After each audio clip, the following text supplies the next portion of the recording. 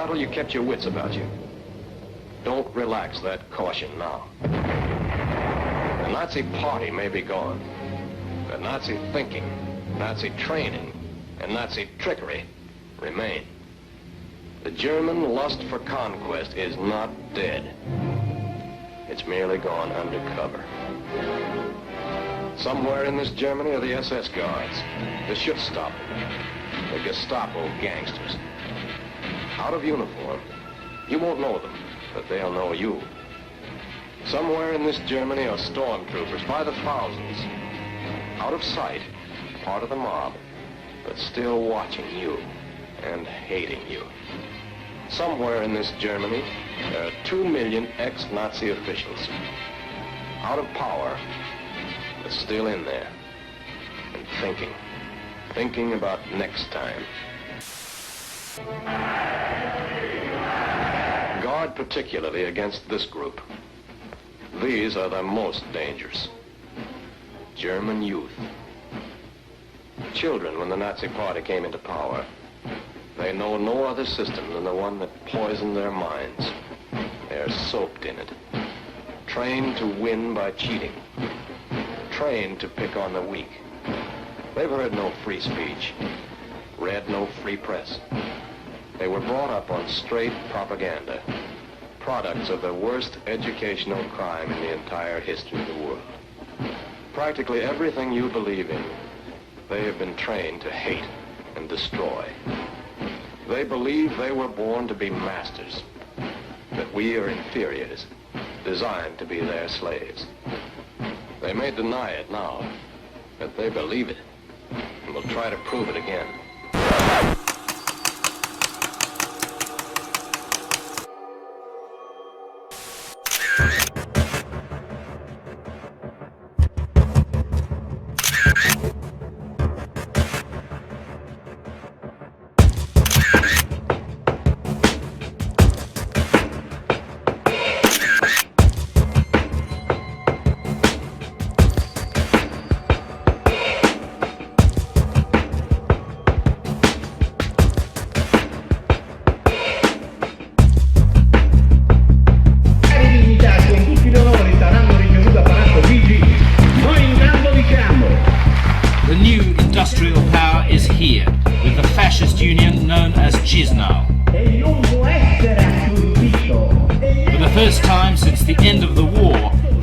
Themselves with access to power at the highest level.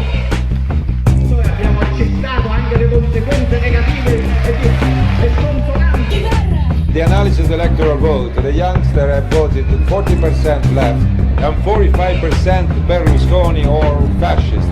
This is extremely dangerous. With 5 senior ministers in the cabinet, Francofini is a canny player of the political game. The National Alliance control a majority on Rome's city council. This was the same man who was shown on TV recently commemorating the dead who fell in the march on Rome that brought Mussolini to absolute power.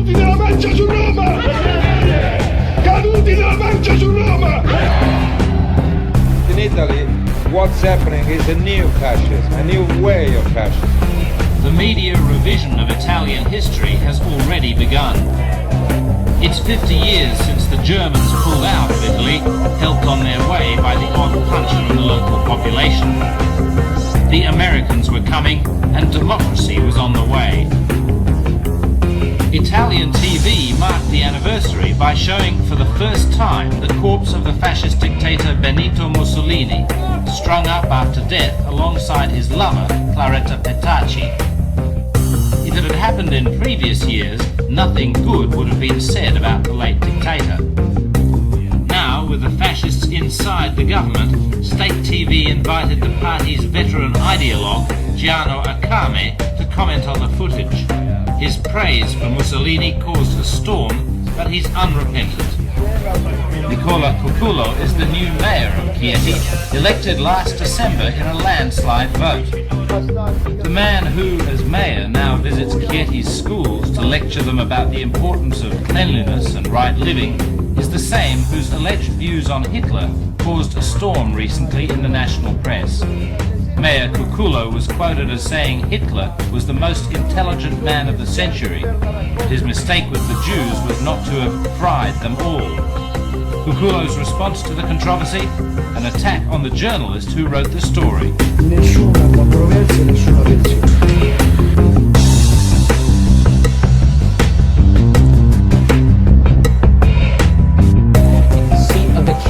Church covered up the murder of one of its popes. In September 1978, John Paul I was pope for only 33 days before he was found dead in his chambers by a nun bringing him morning coffee. Within hours, the pope's body was whisked away with no autopsy and no investigation. He was virtually erased from history. But many believe John Paul I knew secrets about corrupt factions within the Vatican that may still exist today. Is the Vatican harboring secrets so dangerous that it was willing to kill one of its own popes to hide them?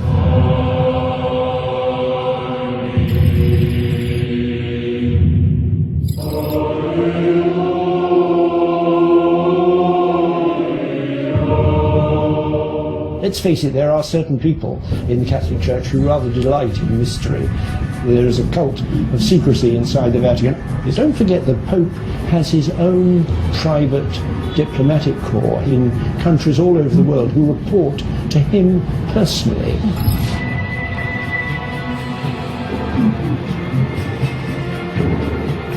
Vatican City was established in 1929 under Prime Minister Benito Mussolini. He knew that the church was powerful and that he needed the support of its followers. So Mussolini attempted to show support publicly, and that's why he gave the church absolute freedom.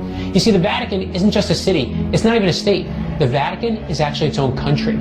It's smaller than Disney World, but as its own sovereign state, the Vatican gets to make its own rules. Vatican City contains the Church of St. Peter, the Sistine Chapel, and it serves as the home of the Pope, who rules over 1 billion Catholics. But only about 800 members of the church live in the 0.2 square miles that make up the Vatican. And out of this small country and its ruler, the Pope, come laws and doctrines that shape behavior across the globe.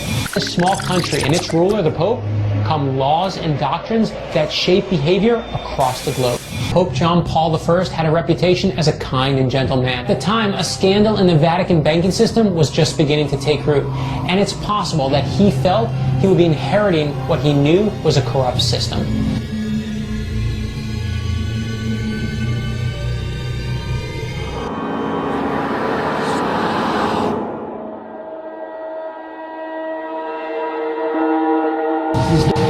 John Paul I had a clear goal: to humanize the papacy and eliminate corruption within the Vatican. He made his plans to clean house very public, and it may have cost him his life. Perhaps the one person who really knows what happened is Sister Vincenza, the first person to find the Pope the morning of death.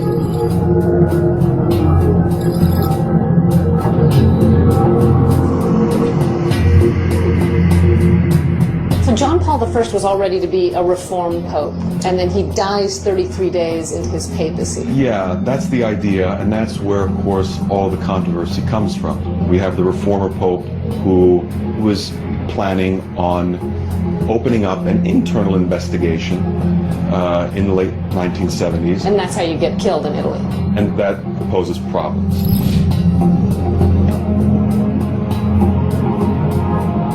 By canon law, by the law that governs this sovereign city, no autopsy can be performed on the pontiff. And one could look at it perhaps as laws then that are created precisely for convenience. They're sort of not even loopholes, they foresee loopholes. So they're set up. You're suggesting that it's they set up the law that you can't do an autopsy on a pope to protect anyone from controversy when a pope dies. Yeah. So they're set up. So they're set up. So they're set up. So they're set up.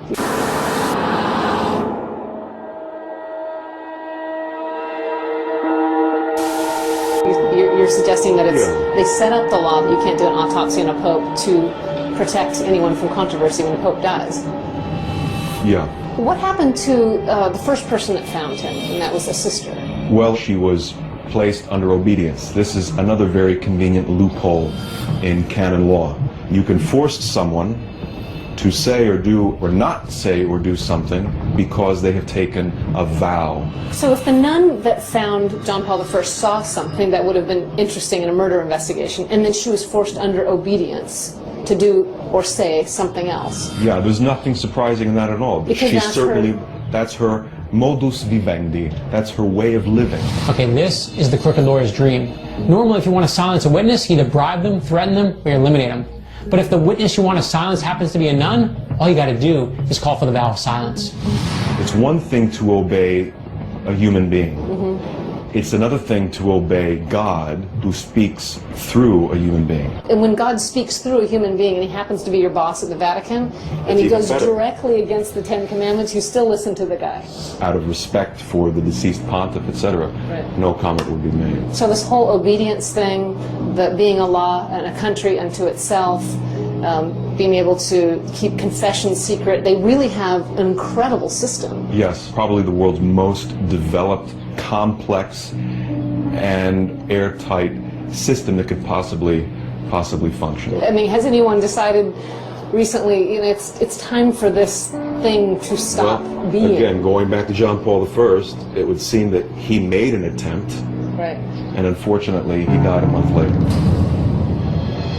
So do you think the Vatican is corrupt? Yeah, most definitely, but that shouldn't be surprising or shocking at all, because that has been all of its history. Corruption is something which has existed since the beginnings, since the Roman Empire itself, and it was maintained through the history of the Vatican, through the history of the Church. So whether or not someone took out John Paul I in 1978, it would be pretty much the status quo of the rest of history which has preceded us. According to Eric, corruption isn't anything rare in the Vatican, it's the default setting. The popes are not only buried underneath St. Peter's Basilica, there's more than one whose body's somewhere on the bed of the Tiber. So even if this were to have happened, if they weren't natural causes that provoked the demise of John Paul I, it wouldn't be the first time in history. It's strange to me that you're not surprised by the fact that a pope may have been murdered. No, unfortunately, I'm not surprised. In a case like that in America, say, it seems like eventually witnesses would start to talk, someone would feel guilty, someone would brag about it, someone would confess, but you're saying... We're in Rome. In Rome? We're not in America. When people think of the Vatican, they think of the Sistine Chapel and St. Peter's Basilica, some of the most important places in all of Catholicism. But we've discovered that behind the history and the majesty may lie dark and sinister forces who may even be responsible for killing one of their own popes. So how could one of the world's most highly visible organizations keep such an explosive crime covered up? It is not as hard as you think.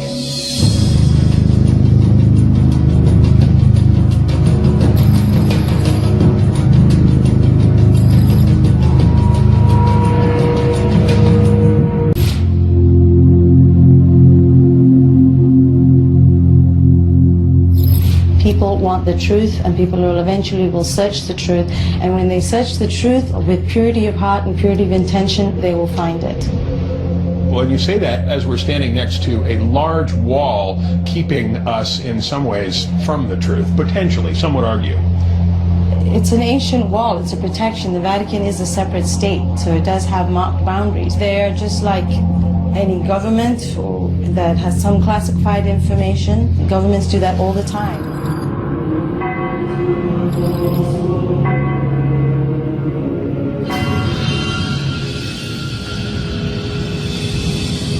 We've been looking into the death of John Paul I, the Pope who served only 33 days. Can you tell us a little bit about the circumstances? He was in his apartments just up there on the top floor, second window in. His assistant, Sister Vincenza, takes him his usual morning cup of coffee around about 4:30, 5 o'clock, leaves the coffee there. And she then says that she returned a quarter of an hour later to see that the coffee was untouched. She goes in and she notices the Pope, she says, propped up in bed, looking asleep, looking very serene, to use her words. But she noticed that he wasn't moving, went there and took his pulse and discovered that he was in fact dead, and that's when the alarm was raised. We've heard that there was a history, that he had a history of heart disease, or that he was... He was actually quite a fit man. He was very healthy. He was in the peak physical condition. Even his brother said the same thing shortly after his death, that they were in fact rather surprised that it was put down as a heart attack, because there was no history of heart attack in the family. At that time there was a lot of investigation into the Vatican. There was rumours that senior members were Freemasons.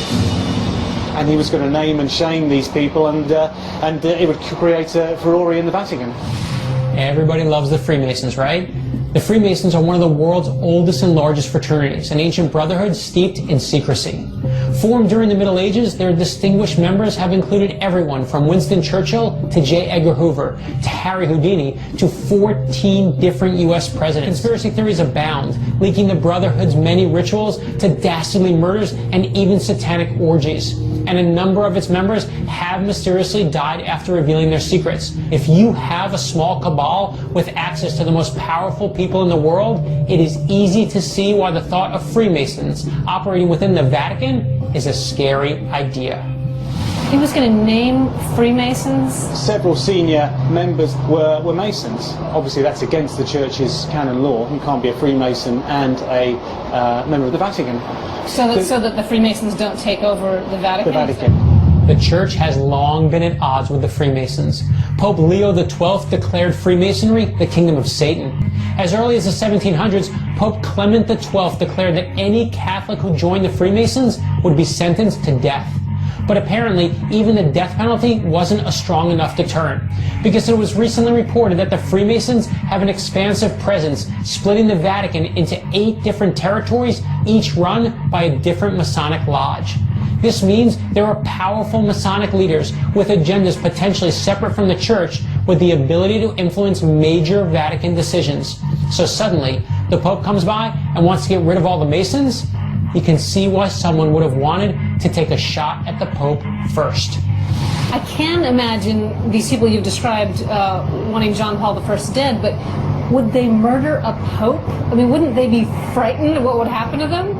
Because it's the Vatican, no external investigation was ever really carried out. You don't do an autopsy on a Pope, you see. You don't do an autopsy on a Pope ever? And anyone wanting to get rid of the Pope would know that they don't normally do an autopsy, so in a way they get away scot-free. Yeah, and also the whole apartment was cleared up very quickly. Embalmers were called within 5 hours of his death. The domestic staff came in and wiped away every trace. I mean, I've spoken to people who've said it was as if John Paul I was erased very quickly from Vatican history. You've got one of the most powerful men in the world that's been found dead. No investigation. Within 5 hours, he's getting embalmed? Certainly, a lot of questions still unanswered. But it's intriguing because within a few months of Pope John Paul I dying, prosecutors, investigating magistrates are also found murdered. Wait, what? The people who were looking into this were murdered as well. The prosecutors, the Italian prosecutors who were looking into it were also found murdered. An investigative journalist was also found murdered as well. It's all very, very murky. And the key issue is the death of Pope John Paul I. It sounds like he's just the first domino to fall in a huge string of dominoes. Yes.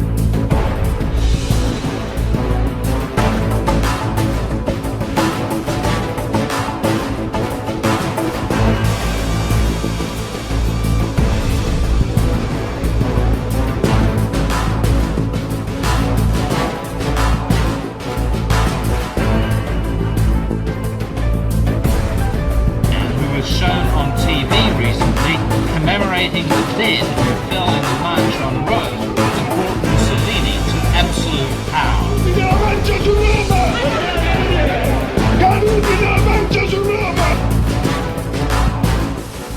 So, when you put all these things together, it does sound like a possible recipe for murder. I think very definitely. I mean, say, it's a huge scandal. It would have been like an atomic bomb for the Vatican. And to find motive, the first thing you have to do is follow the money.